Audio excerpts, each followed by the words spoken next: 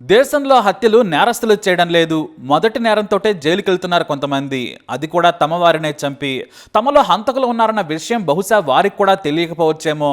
కానీ సైకోల్లా మారి కరుడుగట్టిన హంతకులను మించిపోతున్నారు. తాజాగా ఢిల్లీలో జరిగిన ఓ హత్య కేసును ఛేదించారు పోలీసులు.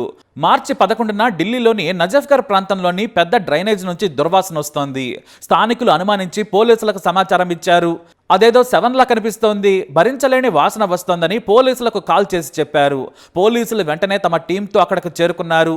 పోలీసులు మున్సిపల్ సిబ్బందితో తీయించే ప్రయత్నం చేశారు. కానీ అప్పటికే మృతదేహం కుళ్ళిన స్థితిలో ఉంది. ముట్టుకుంటేనే తెగిపోతుంది. పైగా మృతదేహానికి ఒక రాయితో పాటు సిమెంట్ ఇటుకను కూడా కట్టినట్లు గుర్తించారు. చివరకు మనుషులు ముట్టుకోలేని, వాసన భరించలేని స్థితిలో ఉన్నా కూడా మున్సిపల్ సిబ్బంది చెమటోడ్చి బయటకు తీశారు. అయితే మహిళ మృతదేహమని ఢిల్లీ పోలీసులు గుర్తించారు.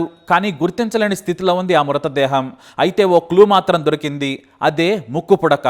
ఆ ముక్కు పుడకను ఫోరెన్సిక్ టీం సేకరించి పోలీసులకు ఇచ్చింది. దానిపైన హాల్ మార్క్ ఉంది.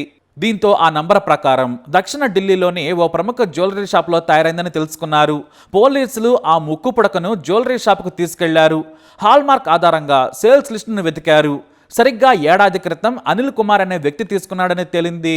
ఫోన్ నెంబర్ కూడా దొరికేసింది. ఈ అనిల్ కుమార్ ఢిల్లీలోని పేరున్న రియల్ ఎస్టేట్ వ్యాపారవేత్త.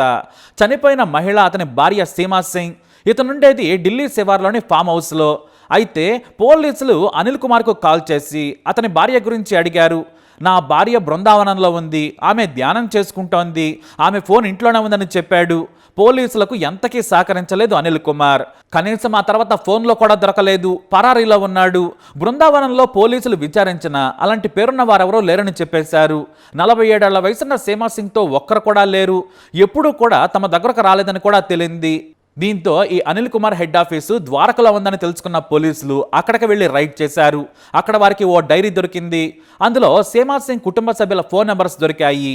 సీమా సోదరికి కాల్ చేశారు పోలీసులు. మాకు కూడా మా అక్క నెల నుంచి టచ్లోకి రాలేదు. మేము మా బావ అనిల్ని అడిగాము. ఆమె జైపూర్ వెళ్ళింది. ఆమె మూడు బాగాలేదు, ఎవరితో మాట్లాడనని చెబుతోంది, మీరు డిస్టర్బ్ చేయొద్దని చెప్పాడు. అవే మాటలు అనిల్ కుమార్ తన కొడుకుతో కూడా చెప్పించాడు. మేము ఆ మాటలు నమ్మామని సోదరి చెప్పుకొచ్చారు. ఓసారి రావాలని వారిని పోలీసులు కోరారు. మృతదేహం తాలూకు ఫోటోలను వారికి చూపించారు.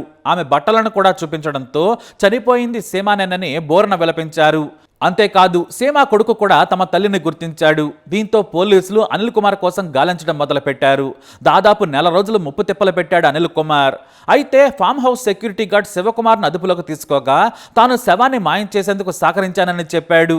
అంతేకాదు మా సార్ మేడంని ఊరేసి చంపాడు. శవానికి ఓ రాయి కట్టి ఆ తర్వాత సిమెంట్ ఇటుక కట్టి మురికి కాలువలో పడేశామని చెప్పాడు. దీంతో పోలీసులు ప్రత్యేక బృందాలను రంగంలోకి దించారు. చివరకు తన ఫామ్ హౌస్లోనే అండర్ గ్రౌండ్లో ఉన్న గదిలో నక్కాడు అనిల్ కుమార్.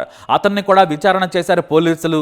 100 కోట్ల ఆస్తులున్నా ఎందుకు భార్యను హత్య చేశాడనే దానిపై పోలీసులు లోతైన ఎంక్వైరీ చేస్తున్నారు. కానీ అనిల్ కుమార్ మాత్రం నేను చంపలేదు అనే మాట మాత్రమే చెబుతూ పోలీసులను ఏమార్చే ప్రయత్నం చేస్తున్నాడు. మరి హంతకుడు అనిలే అని తెలిసాక పోలీసులు వదిలిపెడతారా? హంతకుడికి శిక్ష పడే వరకు పోలీసులు వదిలిపెట్టమని సవాల్ చేశారు. మరి భార్యను హత్య చేసి తప్పించుకుంటున్న అనిల్కు ఏ శిక్ష పడాలి? మీ అభిప్రాయాన్ని కమెంట్ ద్వారా తెలియజేయండి. ఈ వీడియోపై అప్డేట్స్ కోసం మై ఛానల్ ఫాలో అవ్వండి. అలాగే తప్పకుండా సబ్స్క్రైబ్ చేసుకోండి.